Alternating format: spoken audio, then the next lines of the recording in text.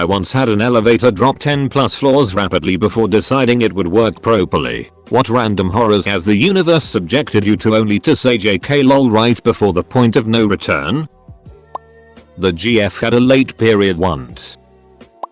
I once was run off the highway by a woman driving a minivan and simultaneously doing her makeup. I drove for a while in the grassy median zone before being able to jerk back on the highway. When I looked at the lady again, she looked sad and apologetic. Sort of like a puppy when it knows it's chewed your favorite sandals. Doesn't change the fact that she almost killed me.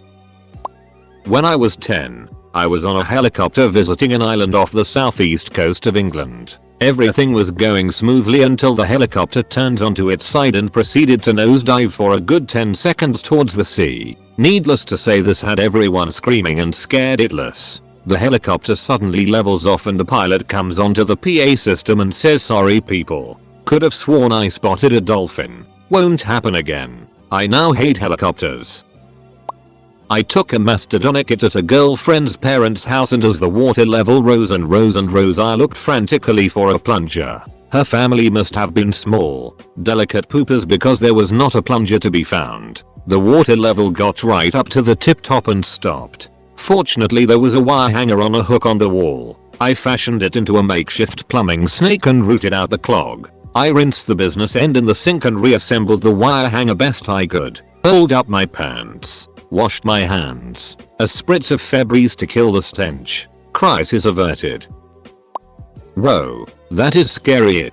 I was trapped on an escalator for 40 minutes one time between 2 floors. Thought I wasn't gonna make it. Seriously though, I was on an overnight flight coming home. Not many people. An off-duty flight attendant was in the window seat. Sleep. We're on final approach and over the end of the runway when the plane suddenly rolls what feels like 90 degrees. Couldn't have been that steep. Overhead luggage racks pop open and some loose bags go flying, and before anyone can even scream, place rolls back level and lands. Maybe 10 seconds tops. Flight attendant wakes up, looks around, and we make eye contact, and I swear she says, "New pilot." I was totally stunned and pretty sure I wet my pants. I was once young and fairly retarded. My friends and I wove to play in construction sites. Many of the neighborhoods in the area I grew up in were just being developed. Anyway, we're ducking around and see these dump trucks dumping lots of black dirt, topsoil for lawns. So we're playing on the dirt piles, being little monsters, when a truck backs up and dumps a full truckload of dirt right on me. Even as a little nerd, I understood the immediate, overpowering, screaming urge to GTFO now. I was running, scrambling, falling on this moving dirt pile, trying to reach the edge before it buried me completely, which it did. I thought the classic line, "This is how I die." Weird, just my hand was sticking out when the dirt stopped pouring. I immediately felt my friend's hands clawing the dirt away, and it couldn't have been more than a few seconds, but it felt like an eternity. I now understand the reason why people get trampled and whatnot in disasters. I don't like to think about it, but I probably would have pushed my own mother out of the way. I was so overcome with a singular thought: survive. I was studying abroad on a cruise ship, semester at sea program, crossing the Pacific in the middle of winter. Spent about a week pitching and rolling on 30-40 foot waves. It wasn't uncommon for to pitch 45 degrees to the right only to get tossed back 45 degrees to the left. At one point, we got caught between 2 bad storms and hit with a rogue wave. It was over 80 feet high and crashed out the windows on the bridge and caused some electrical issues that stopped our engines. Tremendous damage to the rest of the ship. I was sleeping at the time and my bed ripped out of the wall. We prepared to abandon ship into lifeboats. I knew that we were all dead if we did that, as the Coast Guard was about a day out and there were no way the lifeboats would survive the rough waters. Literally, as we are getting ready to go out on deck and board the lifeboats, one of the engines starts working again and we don't have to evacuate. We literally zigzagged our way to Hawaii and spent 2 weeks chilling while the boat was repaired. Edit. Videos because someone suggested. Storm stories. Short video of the waves hitting the ship. That happened to me too. It was in the Tower of Terror at California Adventure. I was so scared. I just had to ride it again. A friend of mine and I were kayaking in the Gulf of Mexico. and thought we were about to be eaten by sharks. We saw like 6 dorsal fins approaching, and it wasn't until they were about 10 feet away that we realized they were dolphins. I once fell through the ice when I was around 11 years old and didn't know how to swim. I flailed around wildly and started screaming at the top of my lungs. Then I noticed that the water was only about nipple deep. Still, it was a cold ducking walk home. I'm surprised I didn't get hypothermia. One of my buddies stepped on a pressure plate that was wired to an IED while on patrol in Afghanistan. He felt his foot sink down and froze, and nothing happened. When the OD, the Army version of the bomb squad, finally arrived, they looked at the IED and couldn't figure out any reason why it hadn't gone off. The EOD tech just said to my friend, "Yeah, you should be dead, dude." One time the brakes went out in a 15-year-old car I used to own. Of course, I was speeding and the light turned yellow. I hit the brakes. They didn't work, but then they locked up. I did a massive 180 going all the way across the intersection, coming a complete stop perpendicular to a car, staring the driver in the face. I laughed, turned around and drove slowly the rest of the way home. I was in a car full of friends during a nighttime snowstorm in Vermont. I was in the backseat riding in the middle, because there were 2 hot girls on either side. That's why, and the driver loses control. We started sliding sideways, down a hill and into the bright lights of a tractor-trailer truck. The trucker laid on the horn to add to the fun of the car, filling up with lights and screams as we slid ever closer, going sideways down the hill with our driver's foot locked on the brake. The terror in the car was piercing. As usual, however, I was laughing. I'm a strange guy, I know. I told the driver to hit the gas. He did, and the car got out of the slide and narrowly missed the truck's bumper by what felt like a cunt hair. I've long had a fear of heights, and at one point in my life I set out to conquer it completely. I had been on high ropes courses in the past and done some actual climbing and rappelling here and there, but the fear persisted. I took a course on climbing to bolster my courage. It was during one of the last days of the class. While roughly 50 feet up on the 60-foot climbing tower, I came to realize I was losing my grip and lacked the dexterity and strength to recover. I called out to my belay that I was falling. Shortly after I dropped, but nothing caught. My belay had lost the ropes. I knew enough to fall with my legs slightly spread, knees slightly bent and arms up, but it didn't matter. I hit the ground and there was nothing I could do to prevent my knees from buckling. My ass hit the ground and then suddenly I bounced back up. The rope gave a few more weak bounces and I was left suspended with my feet dangling inches above the ground. I could point my toes and just touch. The instructor somehow got a hold of the ropes and set the belay. I never got back on the tower. I had a stroke at 22 in September, but no permanent damage. Real funny. Universe. Interesting. What country were you in? I was under the assumption that with the Otis break, this type of situation was impossible. Not as scary as your story, but went to see the movie Twister in theater. During the part of the movie where the F5 tornado is destroying everything, 5 ceiling tiles fell into some empty seats, thankfully, and rain started cascading violently from the hole. I have to say it made the movie far more intense. The storm that hit the theater wasn't a tornado, but for some reason the high winds and a bad roof caused the collapse. The messed up part is that if an elevator were to fail, your biggest worry wouldn't be rocketing towards the ground floor at frightening speeds. It would be rocketing upwards at frightening speeds. Most elevator failures aren't due to a cable breaking, which would be the only way it would go down. They're due to a brake failure, which would cause the counterweight to fall to the floor while dragging the elevator upwards. So if you ever feel like you're flying upwards at a high speed, that's when you should be eating your pants. Not me, but my cousin Walter.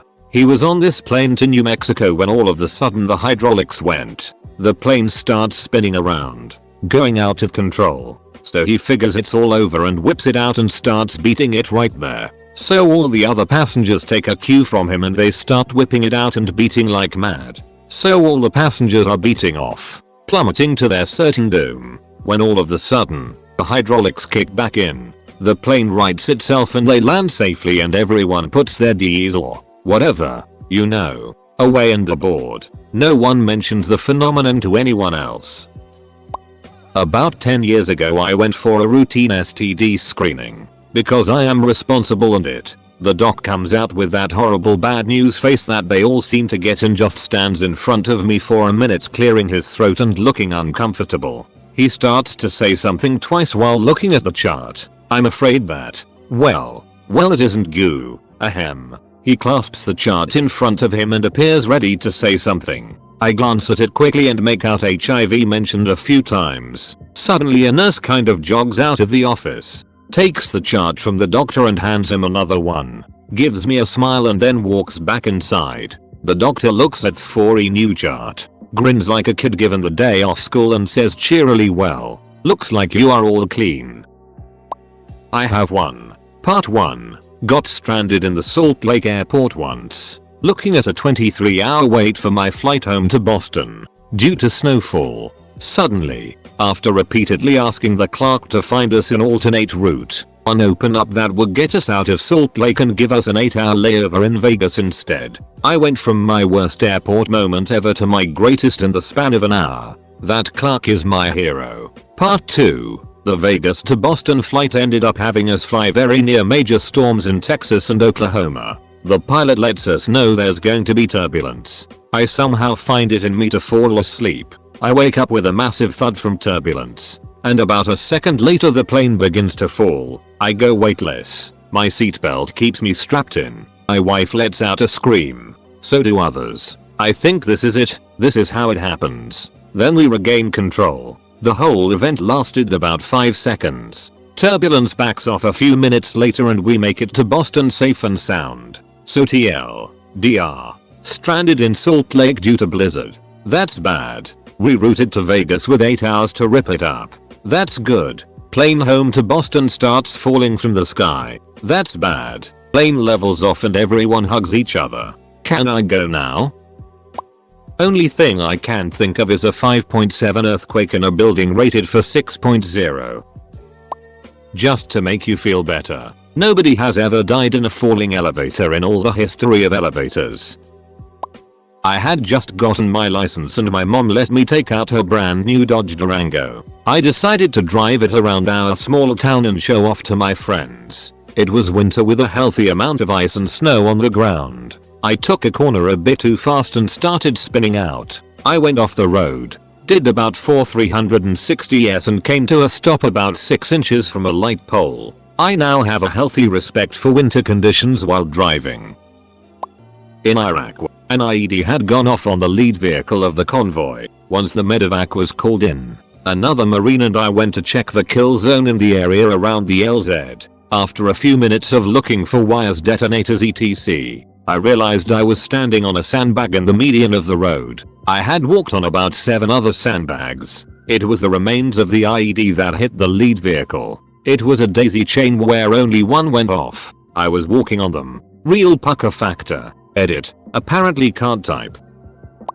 Coming back home from Iraq after my second tour, we stopped in Newfoundland in January. Blizzard-like conditions. We are taking off and as soon as we get off the ground, the plane falls back onto the runway. Pilot comes over the net and says, well, that was a little weird. We're going to pull off and make sure everything is okay. Rev up the engines and the went around for another try. I figured after a 16-month tour, surviving multiple IED attacks, countless firefights, this is where I die, in Canada. Obviously, I made it back okay, but still, flying scares me. Years ago I was taking a break from kayaking swimming in a river with a bunch of people all around me. I was next to a big pipe running under the water, actually called pipeline. Still not sure the exact reason for the pipe, but I was slowly being pulled to the left. Not thinking much of it, I'll let it pull me when all of a sudden I'm completely submerged being sucked down into it, but a random metal rod jabbed into my chest. I hang onto it for dear life with one hand and with the other reach out of the pipe to feel around and actually find a handle to pull myself out. When I got out and sat on top of the pipe, I looked around. I noticed everything was crystal clear and no one had even noticed. I almost died right then. Quite the thrill. Taking a trip through the mountains with the wife. No aches. In the biggest pose car we'd ever owned. We were about 4 hours from home, going through a small town, when the brakes fail. Thankfully the car was a 5-speed manual, so I start shifting down to slow down. Spotted an auto parts store while coasting. Judged it just right and pulled in and parked using the building to finally stop the car. Was a very gentle tap. I then proceeded to jack the rear of the car up and investigate. The rear brakes were completely shot, including the wheel cylinders. Went in the store, bought what I needed for repairs. New brake shoes, cylinder rebuild kits and some brake fluid. I then proceeded to do a brake job on my car with nothing more than a Leatherman and a full-size flat tip screwdriver. This was a mom and pop parts store, no loaner tools. Was back on the road within the hour. I guess this was more of a docu-universe story. I had the shoulder harness on a roller coaster unlatch on the first drop. It was an overhead dangling style coaster and if it wasn't for the seatbelt I'd have a dead dude. When I was 16, I started taking birth control pills. A month later, right before spring break, my left hand starts to turn purple and gets insufferably painful. At the hospital, after many tests, they find I have a blood clot from the damn birth control. They perform an angiogram to search for any more clots. In the process they discover a freak genetic deformity. I had had extra rib bones growing off my spine and they were pushing on my main artery under my clavicle resulting in 2 aneurysms, one on each side. After a handful of surgeries, discarding rib bones, and removing the aneurysms, they tell me I'm lucky to be alive. Best spring break ever. TLDR taking birth control saved my life. I was 16 and flying from Dallas to Florida on my way to Disney World. Yay. About an hour into the flight the plane starts to free fall. I could hear the distinct noise of engines failing and the plane was descending at an angle of about 30 to 45 degrees. I grabbed the arms of my seat and thought so. This is how it ends. I haven't even had sex yet. What felt like an eternity later, more like 30 seconds, the plane engines roar up again and we continue our flight. The pilot come over the loudspeaker and said sorry folks, we caught the tailwind of another plane, but we are safe now. Took me till I was 26 to get back to flying normal without having a major panic attack and needing some sort of booze calming pill.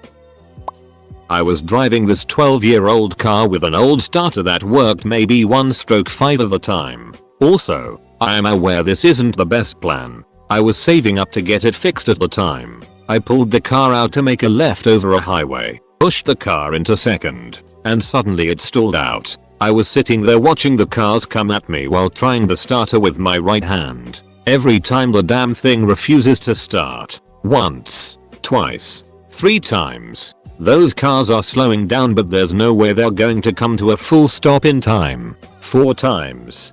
Duck, that car's going to hit the driver's side where I am. 5, 6. Alright, I'm dead. I'm dead. That's it. But may as well try again. 7. Just when it hit the point of no return. At the 7th try the car's engine came to life. I threw the car in reverse and put the gas to the floor. The oncoming car in the left lane had pulled partially into the left lane of oncoming traffic.